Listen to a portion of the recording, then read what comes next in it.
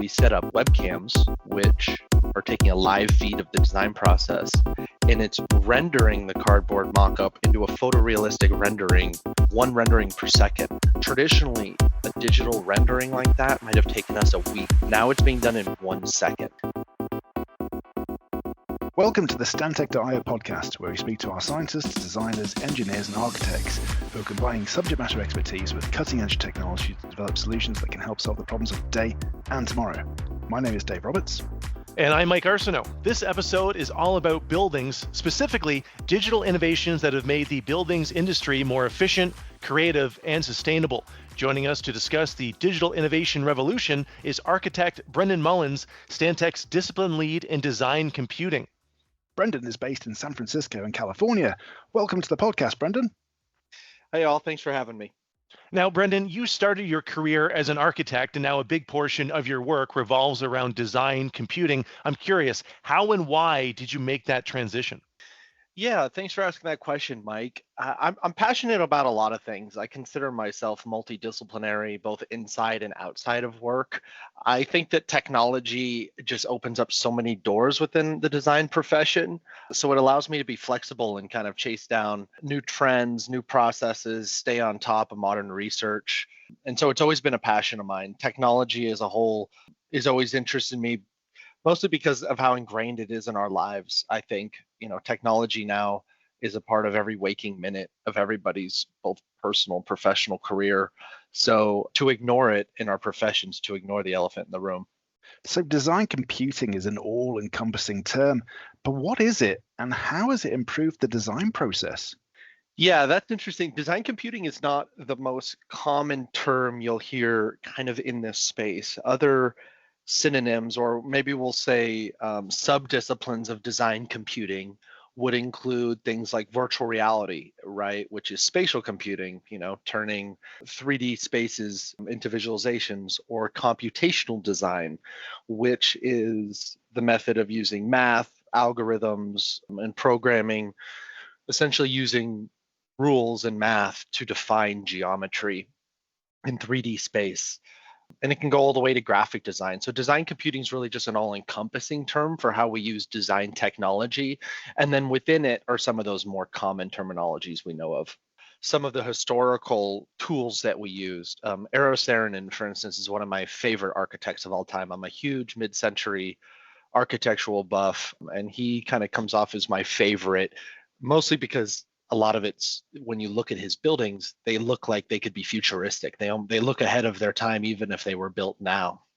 And there's this photo I love to show people, which is him climbed into a cardboard model he made of his building. He's like laying down on a table that it's on, and he's putting his head inside of it so he can get a first-person perspective of his physical model.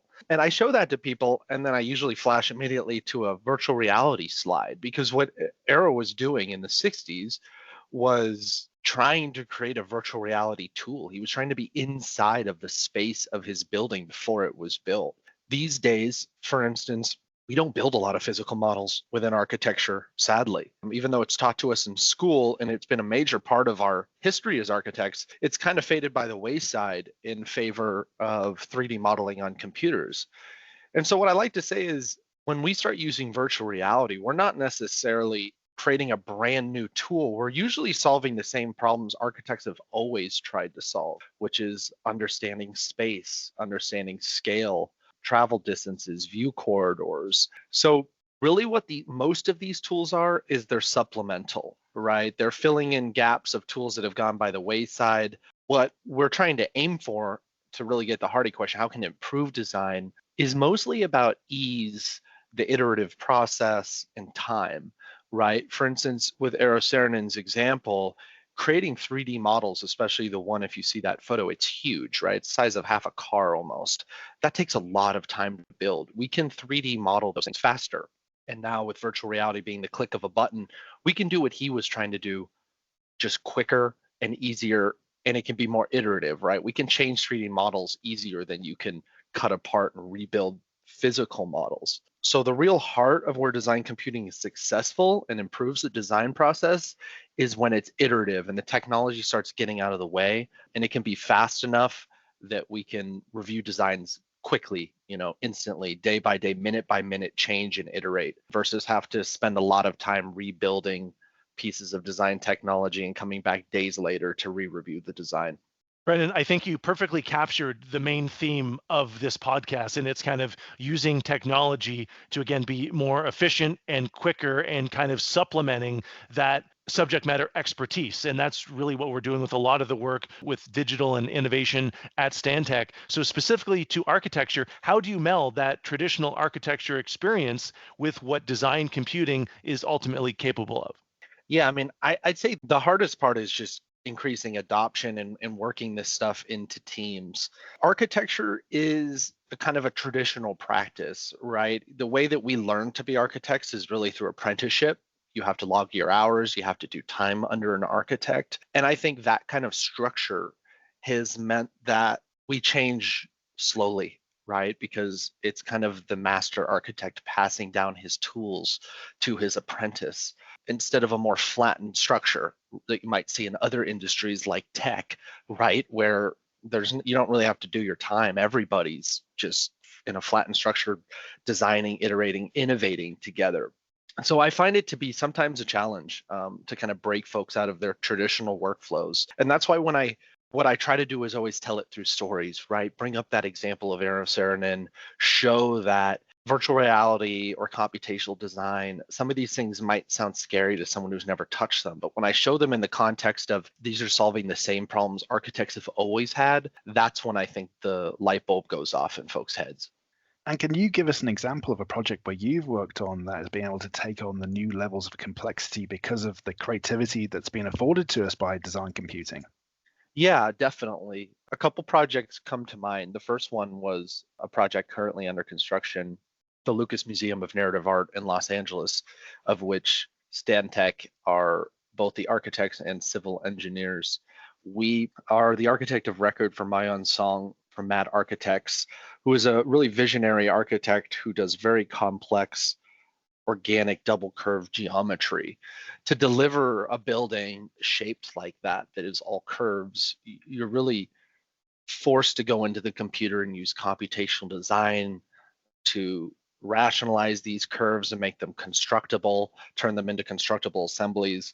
You're also forced to use advanced visualization, like I talked about, real-time visualization, kind of turning the whole model into a video game to walk around in, or VR, putting a headset on top of that to understand what it looks like spatially. The advantage of these complex projects, it forces you to use those tools, right? So the whole team has to essentially agree, okay, we're going to have to be innovative. Our traditional tool set just isn't going to work. I will say, as I've been particularly reading Arsenault, who I keep bringing up, and I'm looking at his buildings, it does make me second guess that statement that we have to use our advanced technology, because I look at his buildings and some of them have similar forms and he didn't have any computers. So that's why I'm kind of obsessed with blending the new and the old, because sometimes I think we obsess over technology being able to answer all problems when some of them have already been solved traditionally. But all that to say, that project was really kind of a thesis statement and all the technology we could throw at it. And now moving on to some other projects, for instance, a very complex roof canopy that has similar double curves that we're working on now, it's easier for us to do it the second time. And that's why I always encourage people, the first step is just to try this stuff, because then the second time it comes around, it's not so scary. It starts to feel like a natural language to you. It's all just about practice. And then you can really start to innovate once you get proficient at the tools. You mentioned earlier that it can be sometimes challenging to get others on board with the technology and what design computing can offer. Are there any other challenges or limitations of the design computing process? Yeah, I mean, to me, that kind of topic of change management, the act of getting folks to change process is the primary difficulty. I'd say it's a pretty complex issue. I tell stories all the time about career path. For instance, I was in a room of about 250 BIM managers the other day, and BIM managers are the folks who kind of maintain our 3D models, maintain the BIM process, and usually they're the most advanced technologists in the room on a job. And I was presenting to a very large audience of of them. And I asked, do any of you know a BIM manager who made principal? Principal is typically the person leading a project, and nobody could raise their hand. And so if you look at that, if you just take that one random statistic that there's a giant room of 200 technologists, and maybe I broke all of their hearts that day, and they started to realize that there's this broken career path, you can start to see why change management with technology within the design industry is so hard, because the technologists don't have a leadership pathway and thus might not have a voice at the leadership table. So my main challenge and the main thing I'm working towards is making sure that technologists do have a seat at the table, that there are career paths within design computing that give folks a chance to have a seat at the table, impact how we pursue and win work, how we set up teams, staff, and define fees, all the way to running design teams. I think the most important part is that there be a voice at the table. I get the phone call a lot, which is mid-project, there's a deadline coming up, someone wants to do something really cool, like I do a VR demonstration for a client. And the first thing I always tell them is, next project, call me when the project starts. Let's create a technology roadmap. Let's outline the process we want to bring to the client. Don't just throw it in the middle of a project as an add-on. Like that Lucas Museum story, it has to be fully integrated into the process. The whole team has to be on board from the day the project starts. So part of my biggest challenge and my biggest push is creating a framework of career paths, a framework of project startup as it relates to technology planning, to make sure that design computing is fully integrated into our jobs and not just an add-on. So we've covered how the tech innovations have improved the design process, but what about the construction process itself? Yeah, when people ask me where the biggest drivers of change in technology are going to come from within our industry, I usually don't say it's going to come from the architects. And the reason is, if you just follow the money, right? The classic saying, we're a consulting profession, so the money is coming from owners, right? So owners can drive some of the biggest changes because they can force the request for efficiencies, right? They can demand things be done faster at lower fees. And the same goes for construction. The sheer amount of dollars, the percentage of the overall cost of a job as it relates to the construction versus design process, construction is far more of a financial driver. So owner requirements in construction, I think, are moving a little in front of us, just if you follow the money, because that's where the most money can be saved. Within construction, particularly, the 3D model is really the heart of all the technology we use on jobs. Design computing is practically not possible without a 3D model. And luckily, the construction and owner process is forcing more and more teams to model everything. Within construction, when we have these fully 3D modeled projects, that means we can coordinate the entire construction process ahead of time. That's been talked about forever, right? It's not a new concept, but forever, a lot of the construction trades did not have the ability to create very good models. So when owners make a requirement that all of the trade partners, the electricians, the plumbers, the framers, when all of them need to make a 3D model, you get closer to making a digital twin, right? An exact 3D replica of the project.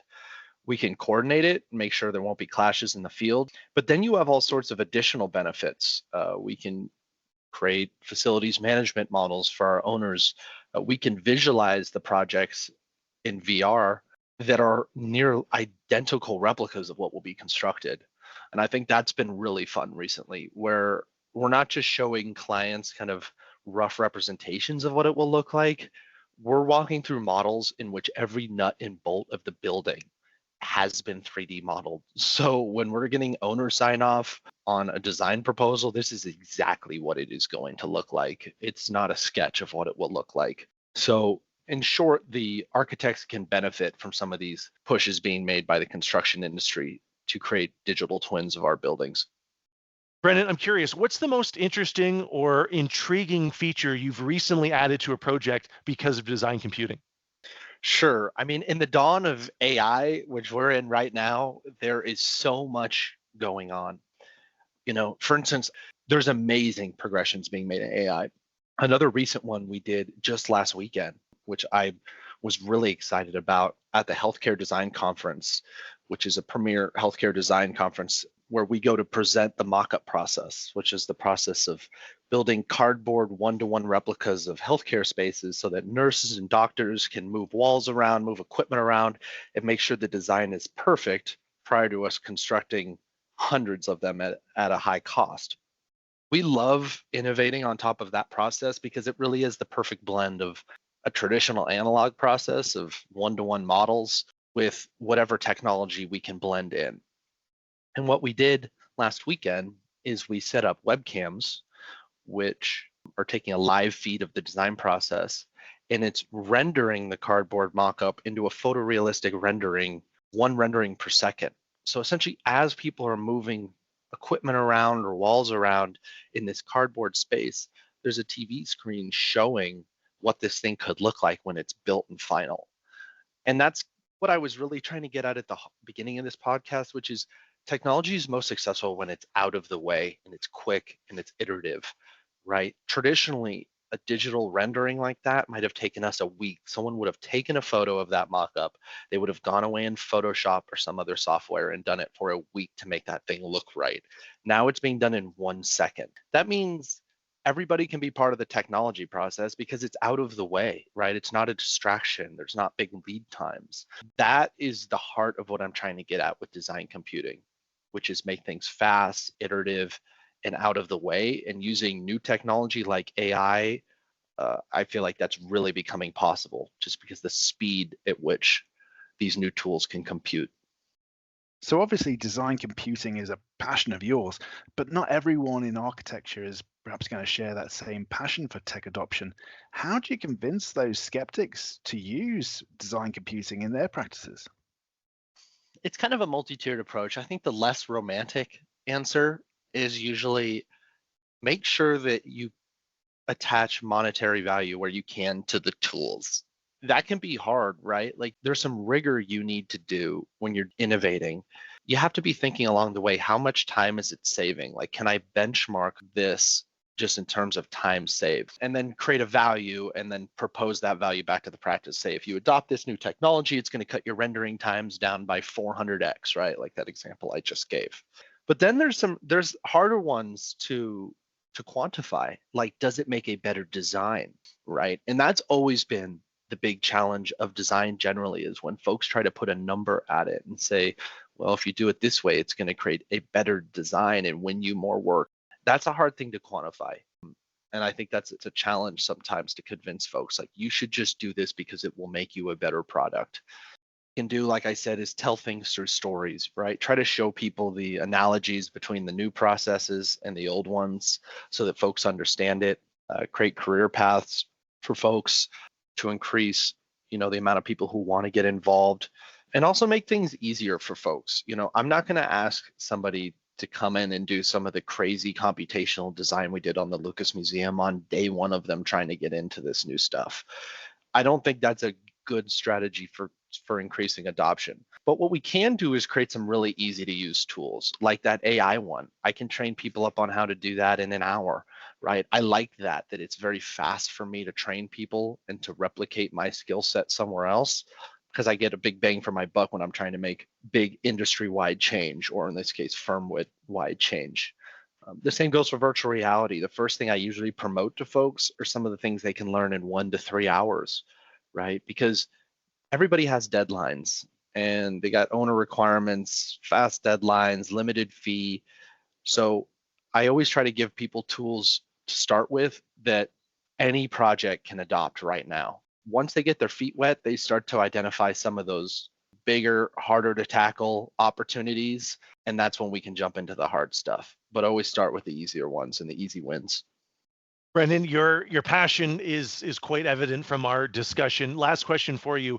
In your estimation, what tools are maybe underutilized in design computing, and why do you think they deserve maybe a little bit more prominence? The one that I think is underutilized, I would probably start with computational design, which is, math, rule-based, kind of the automation of 3D geometry creation. It's been talked about for like 15 years as like the thing. Yet when you look around the industry, it's still adoption is still pretty low.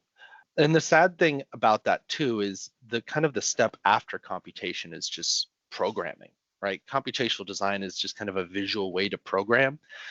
Everything we do in our daily lives has programming now, right? Your television is a giant piece of software now, right? Your phones, your smartwatches, your headphones, everything is a computer now. And I think the future is architects can control their own software, write their own software, make their own tools. Computational design is the first step towards that.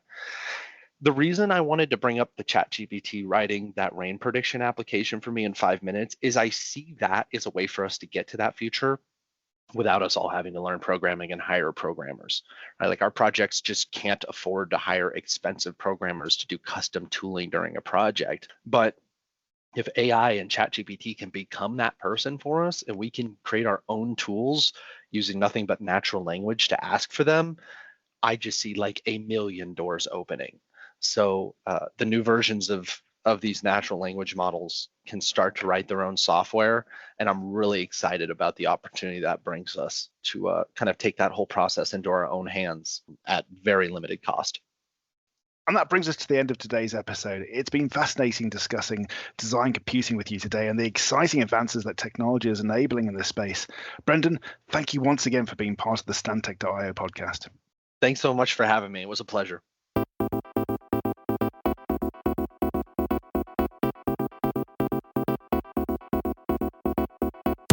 And thank you for listening.